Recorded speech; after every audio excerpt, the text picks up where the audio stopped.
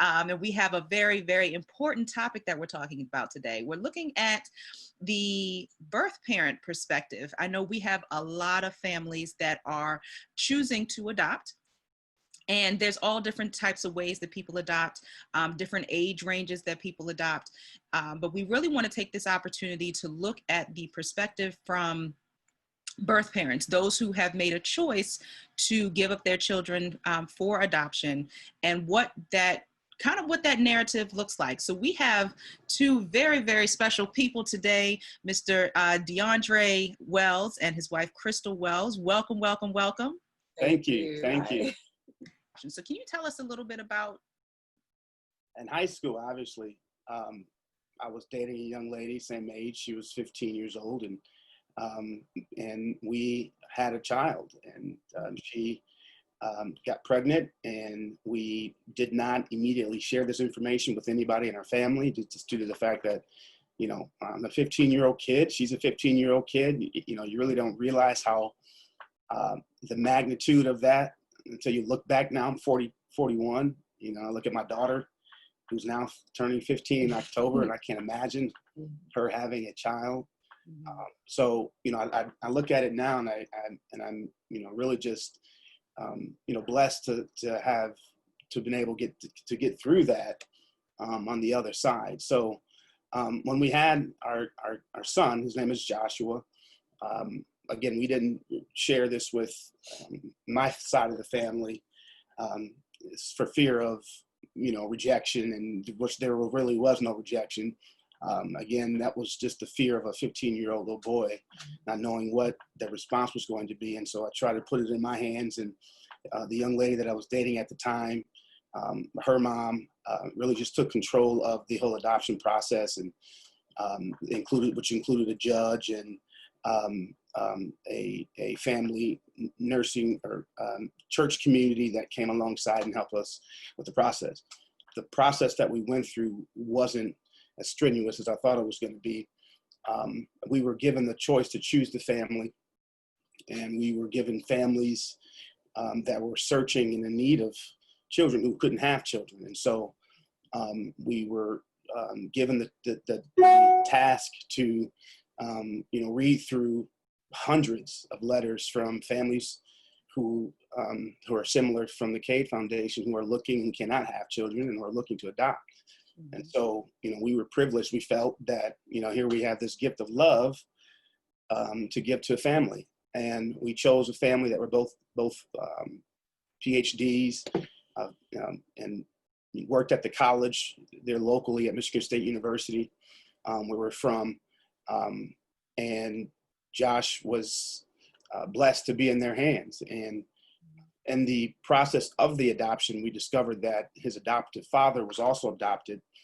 When he was younger, his parents didn't give him, his adoptive parents didn't give him the option to know his birth parents. And it was a closed adoption, and he felt that was really, it hindered him in his progression. And so he always wanted Josh to have that option to be able to, when he was ready, meet his birth father. And that happened when Josh turned 15 years old, 14 or 15 years old, is when we first came to our first reunion. And it was... No, I mean, I'm just kidding, because you said you were 15. So my assumption is that because you were a minor, someone had to be involved, you know, and maybe not, because the mother's parents were involved. The mother's parents were involved, and the judge. So they found a way to not have to include. I was living with my grandparents, adopted by my grandparents. Okay. So it was 6 of us in the house with my grandparents, and you know, we were always in and out of the house. They were always in and out of the house, and so it was easy for them not to know, because Becky didn't live. Her name was Rebecca. She didn't live where we lived. She wasn't coming to the house often when she was pregnant. Now, I have one more clarifying question about what you've shared so far. And if you're just tuning in, we have Sergeant DeAndre Wells and his wife, Crystal Wells, just sharing about the choice to give up children for adoption. He's sharing that he was a teenage dad, and you know, and made that choice to allow his son to be adopted and raised in another family. So one of the things that you shared was how involved the mother's mother was. Mm-hmm. Was the decision to give up your child for adoption your choice as a couple at the time, or was that a more or less a push from her mother? Yeah. So I would. It was more of a push from her mother. okay. And after we, went through several discussions with the church, or the Catholic church that was helping us, we just felt, yeah, it was the right thing to do. And then after it was all said and done, it was still kind of kept in wraps. We didn't talk about it much because it caused a lot of pain. Rebecca, when she was at the hospital, she had to, give her son away, and that within itself for her was traumatizing. And we walk out with both in tears, but we knew we did the right thing. Again, as much as you could as a child at 15 years old, we felt that he was going to be in the right hands, and come to find out he was. We were able to go through several written narratives of families that were for years looking for the option, the choice to love on a child that we felt that deserved that love. Mm-hmm. And so as much as we could as children at that time accept that reality, it was tough coming out of the hospital that night. Yeah. Yeah. Obviously time moved on, and you met this lovely lady by your side. So how I'm not sure how much time it was between that and meeting your wife, but what did that conversation look like? How important was that for you to put that information out early as you were developing your relationship, or was it something that you kind of waited to tell? What did that look like for you? I was wide open with Crystal about my background and what Okay. the situation entailed, because while I was, the adoption was an open adoption, so there were letters being written and gifts being sent, pictures being shared, and so being that I'm a retired Army guy, I was deployed in Iraq, and it was during that time in 2001, 2002, 3 timeframes when we met. And I was still at that time, sharing and sending gifts to Josh. And interestingly enough, when she came into my life at that time, I was in a state of mind where I had to share about what life was all about. That was very easy for me to be vulnerable. Okay. I was going back and forth from a combat zone at that time. Yeah. Yeah. Got it. So Crystal, what was that like for you? Did that have any impact on you at all as you were thinking about, No, because the whole seemed to be happening in a very healthy, a very open way. He shared everything very openly, which is just his nature. He's that way about everything. And, you're seeing the communication back and forth from the birth parents. And I got, to see some pictures and some letters, and everything was very genuine. Everything was out of love from both parties. So there wasn't anything that would give you pause or any reservations along that line.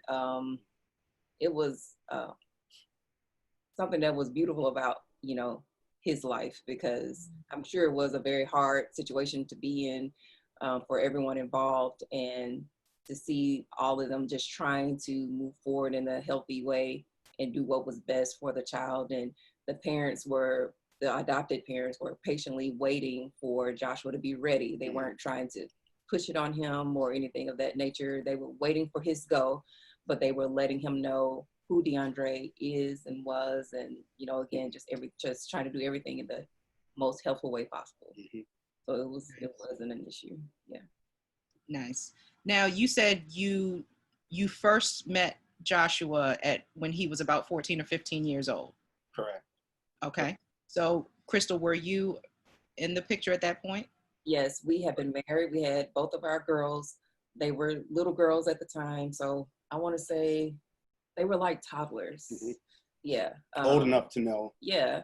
So we, even before we met him, the girls were aware of who he was. I know there would be times where we would like do little birthday greetings and send them a picture with the girls and things of that nature. So they knew um, that An they older had a brother. I don't, how much they grasped all of that. I don't know at their age because they might have been like 2 and 4 or something like that, 2 and 5. So Josh is an adult now. He's 24, 23, 24. He is in Michigan and living his adult life. We talk. Last time we talked was a couple of days ago, but no, we don't really have a relationship, one that you would think we would have after the reunion and the development over time. This is just the reality of adoption, in which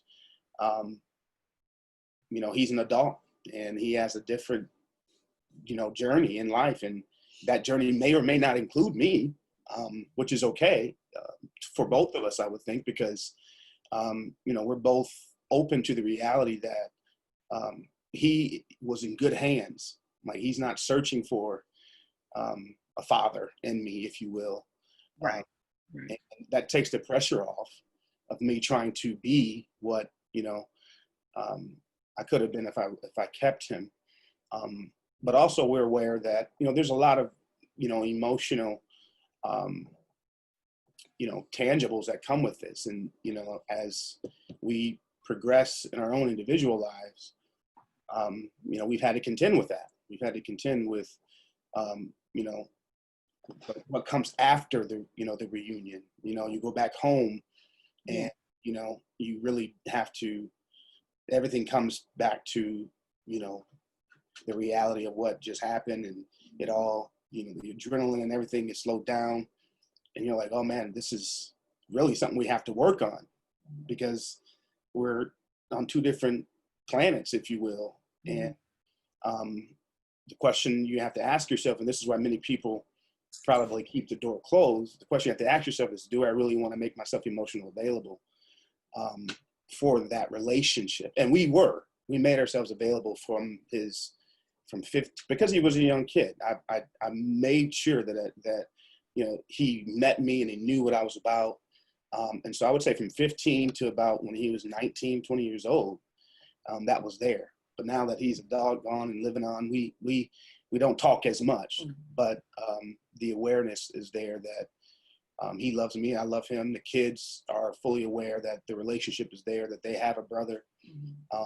And it's a dynamic that is interesting, and one that can be very appreciative if you have the right attitude and not try to take ownership of anything. Like, I can't take ownership of his life because I didn't raise him, but I can take ownership of him being here because I brought him to life. But with that, that's all I have in this scenario, and I'm okay with that. Yeah, and that's powerful, and that's